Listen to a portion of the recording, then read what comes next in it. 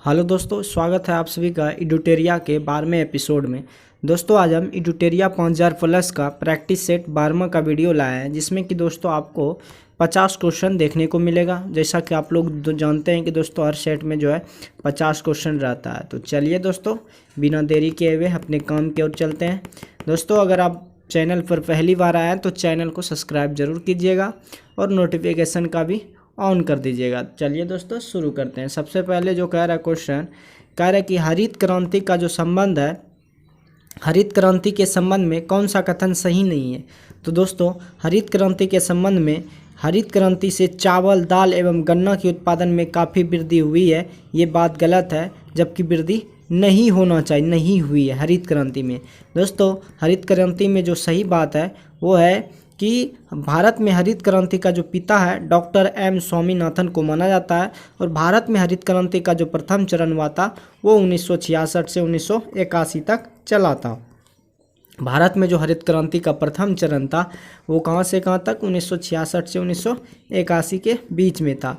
और प्रथम चरण में जो था, प्रथम चरण में हरियाणा, पंजाब और पश्चिम उत्तर प्रदेश में लागू किया गया था। जबकि हरित क्रांति में चावल एवं दाल की, गन्ना के उत्पादन में काफ़ी वृद्धि नहीं हुई है। चलिए दोस्तों नेक्स्ट क्वेश्चन की ओर बढ़ते हैं। इसका ऑप्शन जो हो जाएगा 4 हो जाएगा। नेक्स्ट क्वेश्चन की ओर बढ़ते हैं। कह रहा है कि निम्न में कौन परियोजना जो है भारत में निम्नलिखित में कौन परियोजना एवं लाभान्वित राज्य जो है सही सुमेलित नहीं है। तो दोस्तों तिलैया परियोजना बिहार में नहीं है, जबकि टिहरी बांध उत्तराखंड में है, नागार्जुन सागर परियोजना आंध्र प्रदेश में है, तुलबुल परियोजना जम्मू कश्मीर में है, जबकि तिलैया जो परियोजना वो दोस्तों बिहार में नहीं है। नेक्स्ट क्वेश्चन की ओर बढ़ते हैं। नेक्स्ट क्वेश्चन आप लोग आंसर दीजिएगा। निम्नलिखित में कौन गोदावरी की सहायक नदी नहीं है। तो दोस्तों गोदावरी की जो सहायक नदी नहीं है वो कोयना है। जबकि कौन कौन है दोस्तों सहायक नदी, आपका जो सहायक नदी हो जाएगा इंद्रावती हो जाएगा, पेनगंगा हो जाएगा, मजीरा। जबकि दोस्तों कोयना जो है सहायक नदी नहीं है, किसकी, गोदावरी की। नेक्स्ट क्वेश्चन की ओर बढ़ते हैं। भारत की मुख्य तटीय सीमा की लंबाई कितनी है। तो भारत की मुख्य तटीय सीमा की जो लंबाई है दोस्तों वो 6100 किलोमीटर है। कितना दोस्तों, 6100 किलोमीटर मुख्य तट की लंबाई जो दोस्तों है 6100 किलोमीटर। नेक्स्ट क्वेश्चन की ओर बढ़ते हैं। कह रहा है कि मृदा की उर्वरता बढ़ाने के लिए कौन सी फसल उगाई जाती है। तो दोस्तों मृदा की उर्वरता को बढ़ाने के लिए उड़द का फसल उगाई जाती है, यानी कि उड़द जो दोस्तों होता है वो कलाई होता है। उड़द जो होता है दोस्तों वो कलाई होता है। कलाई जो है धान के रोपाई के समय उसको जो है गलाकर उसमें मृदा को उर्वरता बढ़ाने के लिए उसको जो है उगाया जाता है। कौन सा दोस्तों, उड़द। ये इसको अगर ऑप्शन में मूंग भी रह सकता है, मूंगफली, मूंग रह सकता है दोस्तों। नेक्स्ट क्वेश्चन की ओर बढ़ते हैं। कह रहा है कि पारिस्थितिकी तंत्र में उच्चतम स्तर जो है कौन प्राप्त कर सकता है। तो पारिस्थितिकी तंत्र में उच्चतम जो शोषण प्राप्त कर सकता है वो है दोस्तों सर्वाहारी। कौन है दोस्तों, कि पारिस्थितिकी तंत्र में उच्चतम सर्वोत्तम कौन प्राप्त कर सकता है। तो दोस्तों वो सर्वाहारी है। नेक्स्ट क्वेश्चन की ओर बढ़ते हैं। कह रहा है कि धारणीय कृषि से क्या तात्पर्य है, कि धारणीय कृषि से क्या तात्पर्य है। तो दोस्तों धारणीय कृषि का तात्पर्य है कि इस प्रकार कृषि जिसे भूमि की गुणवत्ता बनी रहे।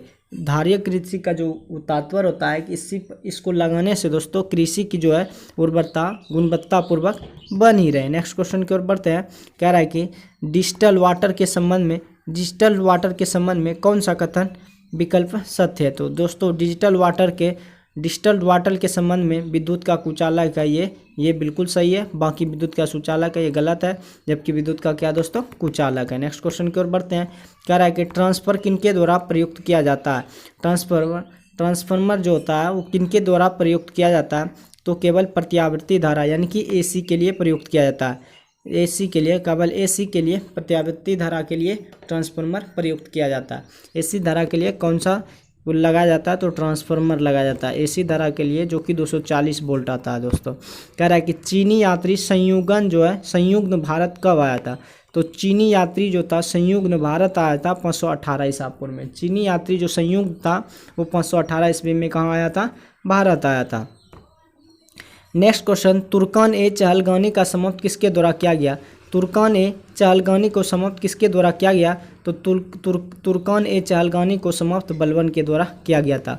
तुर्कान ए चहलगानी को समाप्त किसके द्वारा किया गया था? तो बलबन के द्वारा किया गया था। नेक्स्ट क्वेश्चन की ओर बढ़ते हैं।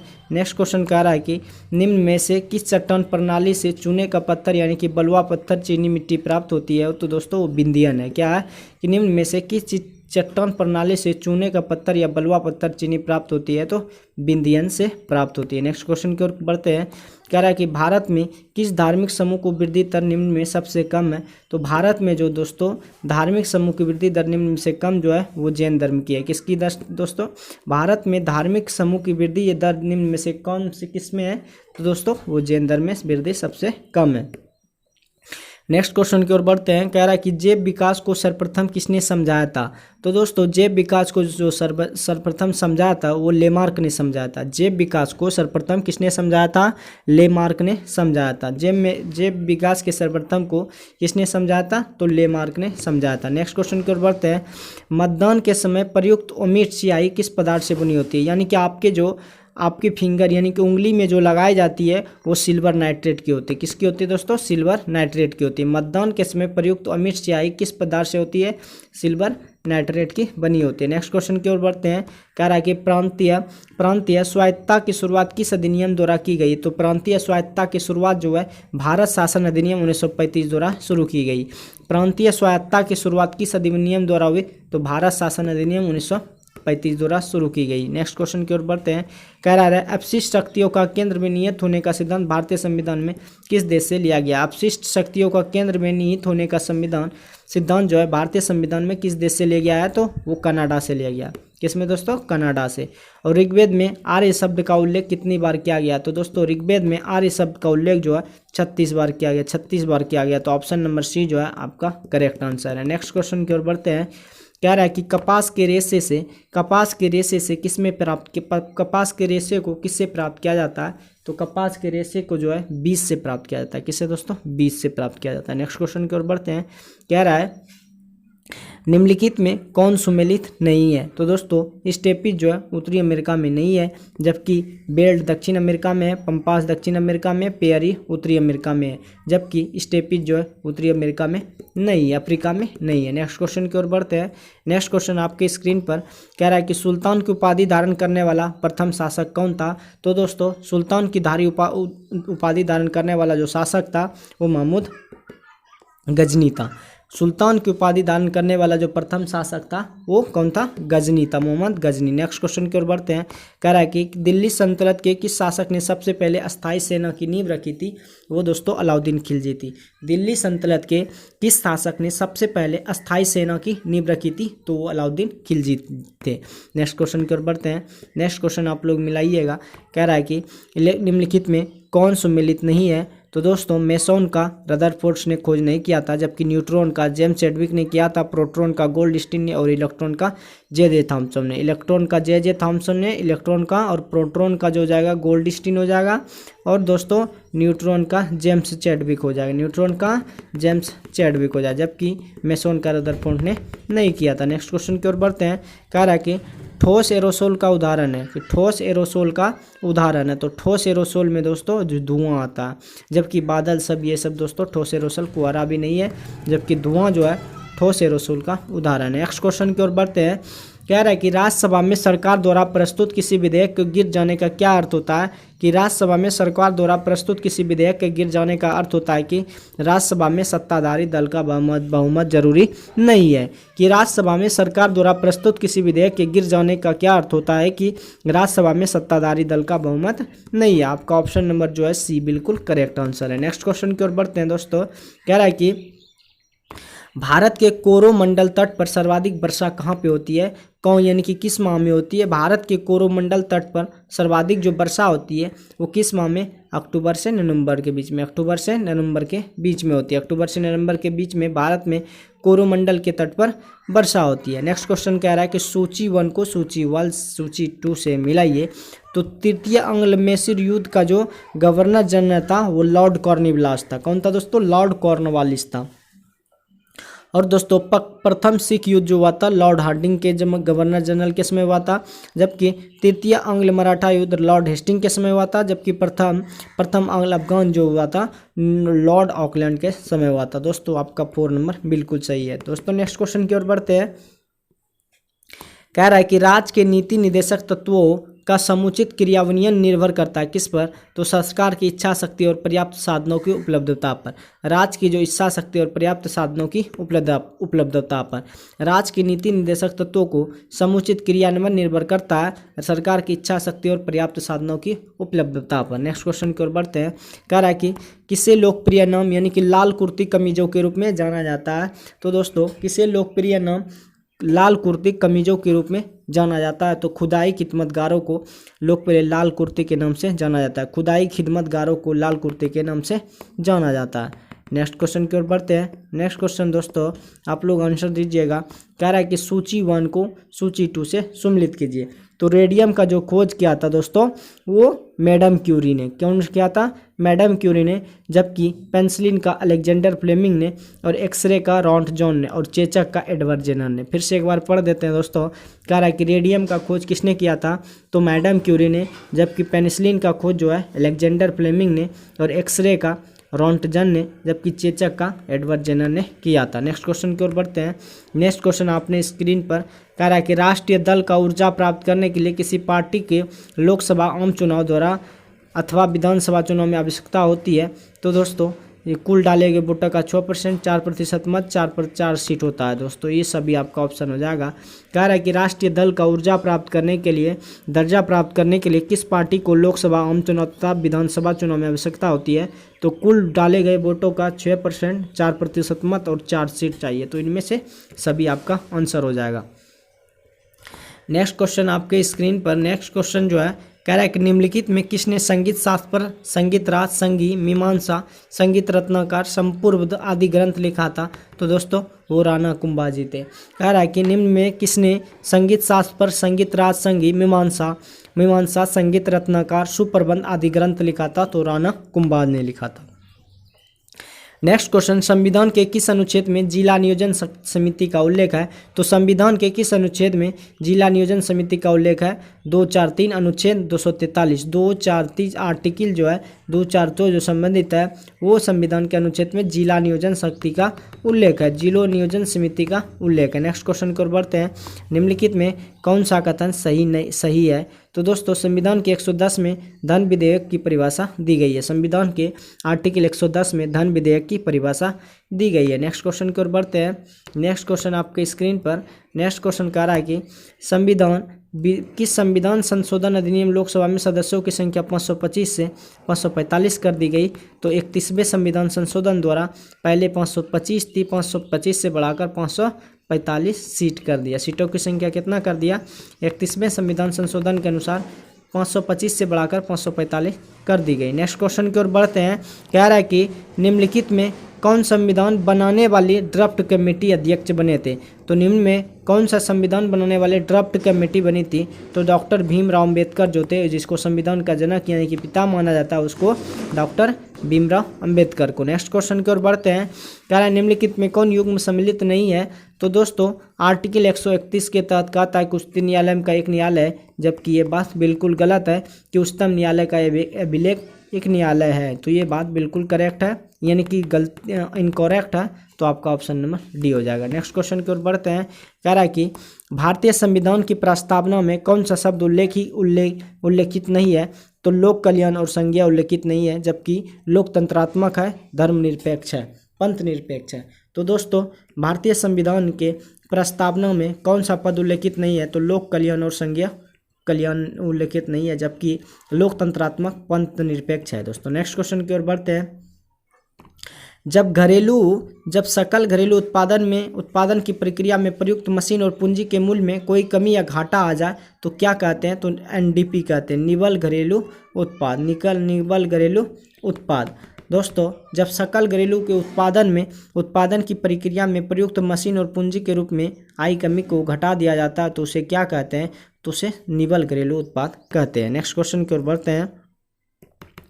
कह रहा है SEBI का फुल फॉर्म क्या होता है? तो security and exchange board of India, securities and exchange board of India, जो कि आपका सी नंबर करेक्ट आंसर है। Security and exchange board of India, SEBI का फुल फॉर्म है। निम्नलिखित में नेक्स्ट क्वेश्चन है कि निम्नलिखित में किसे विश्व बैंक के उधार ऋण की खिड़की कहा जाता है? तो IDA को, अंतर्राष्ट्रीय विकास संघ को क्या कहा जाता है? बैंक के उधार ऋण की खिड़की कहा जाता है। बैंक के उधार ऋण को खिड़की कहा जाता है IDA को, यानी कि अंतर्राष्ट्रीय विकास संघ को, अंतर्राष्ट्रीय विकास संघ को। नेक्स्ट क्वेश्चन की ओर बढ़ते हैं। क्या निम्नलिखित में कह रहा है कि निम्नलिखित में कौन सम्मिलित नहीं है? सूची 1 को सूची 2 से मिलाइए। तो दोस्तों वर्नाक्यूलर प्रेस एक्ट जो है लॉर्ड कर्जन के समय नहीं हुआ था, जबकि इल्वर बिल्ट जो हुआ था लॉर्ड रिपन के काल में हुआ था, और पीटर्स इंडिया एक्ट जो हुआ था लॉर्ड बोरिंग हेस्टिंग के समय हुआ था, जबकि डॉक्ट्रिन ऑफ स्लेम्स जो है डलहौजी के समय हुआ था। नेक्स्ट क्वेश्चन की ओर बढ़ते हैं दोस्तों। नेक्स्ट क्वेश्चन कह रहा है कि बाल विवाह को रोकने के लिए एज ऑफ कॉन्सेप्ट एक्ट कब लगाया गया? तो एज ऑफ कॉन्सेप्ट यानी कि एज ऑफ कॉन्सेप्ट जो लगाया गया वो कब लगाया गया? तो 1891 में बाल विवाह को रोकने के लिए एज ऑफ कॉन्सेप्ट का जो एक्ट लगाया गया वो 1891 के तहत लगाया जाता है कि एज ऑफ बाल विवाह को रोकने के लिए एज ऑफ जो कंसेप्ट होता है वो कब लगाया गया? 1891 ईस्वी में। नेक्स्ट क्वेश्चन की ओर बढ़ते हैं। नेक्स्ट क्वेश्चन दोस्तों कि first war of Indian independence पुस्तक के लेखक कौन थे? तो इंडियन इंडिपेंडेंस पुस्तक के लेखक जो थे वो BD सावरकर जी थे। कौन थे दोस्तों? BD सावरकर जी थे। नेक्स्ट क्वेश्चन आपके स्क्रीन पर कह रहा है, नेक्स्ट क्वेश्चन आपके स्क्रीन पर कह रहा है कि निम्न में कौन पादप कोशिकाओं में सबसे बड़ा कोशिकांग है? दोस्तों प्लास्टिड जो है सबसे बड़ा कोशिकांग। निम्नलिखित में कौन पादप कोशिकाओं में सबसे बड़ा कोशिकांग है? तो दोस्तों वो प्लास्टिड जो है सबसे बड़ा कोशिकांग है। नेक्स्ट क्वेश्चन की ओर बढ़ते हैं। कह रहा है कि नींबू निचोड़ने की मशीन जो होती है, नींबू निचोड़ने की मशीन किस प्रकार के उत्तोलक का उदाहरण है? तो दोस्तों नींबू निचोड़ने के प्रकार जो उत्तोलक का उदाहरण है वो द्वितीय वर्ग के उत्तोलक का उदाहरण है। कह रहा है दोस्तों कि नींबू निचोड़ने की मशीन किस प्रकार के उत्तोलक का उदाहरण है? तो द्वितीय वर्ग के उत्तोलक का उदाहरण है। नेक्स्ट क्वेश्चन आपके स्क्रीन पर कह रहा है कि सूची 1 को सूची 2 से सम्मिलित कीजिए। तो दोस्तों जीवाणु विज्ञान के जो लेखक थे यानी कि खोजकर्ता थे वो ल्यूवेनहॉक थे, जबकि सूक्ष्म विज्ञान के लुई पास्चर से, और आधुनिक अनुवांशिका PH मॉर्गन था, जबकि प्रतिरक्षा विज्ञान का एडवर्ड जेनर था। एक बार फिर से पढ़ देते हैं दोस्तों। कह रहा है कि आपके जीवाणु विज्ञान का जो लेखक था यानी कि खोजकर्ता लुई पास्चर जी थे, और सूक्ष्म विज्ञान के दोस्तों फिर से एक बार रिपीट कर देते हैं, सॉरी, कि जीवाणु विज्ञान के जो लेखक थे यानी कि खोजकर्ता थे वे ल्यूवेनहॉक थे, जबकि सूक्ष्म जीव विज्ञान के लुई पास्चर थे। आधुनिक अनुवांशिका TH मॉर्गन था, जबकि प्रतिरक्षा का एडवर्ड जेनर था। जिसने कि चेचक की खोज किसने थी दोस्तों?